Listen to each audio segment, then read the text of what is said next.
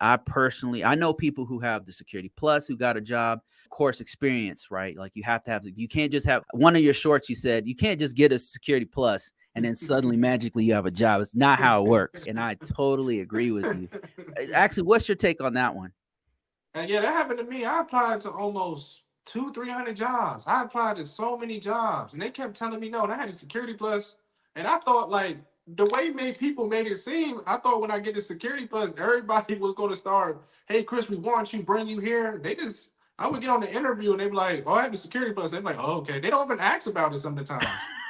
You know, so the main thing they ask for is what do you know how to do, experience. But if I would recommend to people that's trying to get into GRC, I would go. This is exactly what I did. And first off, see if you have any friends, family that's in GRC. Talk to them and get advice. 'Cause that's the first Right. thing I did.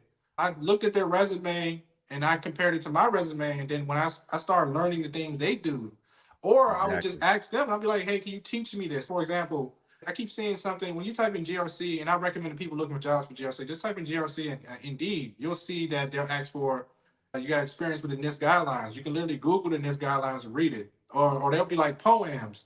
I have videos on my channel also. I think Bruce does too on how to create a Yeah. poem, how to put milestones in. Just look that up. Even EMAS, there's a free training, and I put a video on my channel too. Anybody want to check it out? Where you can go get a free EMAS training just so you can put it on your resume, say have experience. You don't have to say That's you have awesome. experience, but you know of it. And just to show that you're willing to get the job, because with Security Absolutely. Plus it's okay, but they want to see once you get into cybersecurity, it's not like they're gonna tell you how to do things. You gotta learn how to do it on your own. If they see you doing it, then that's even better.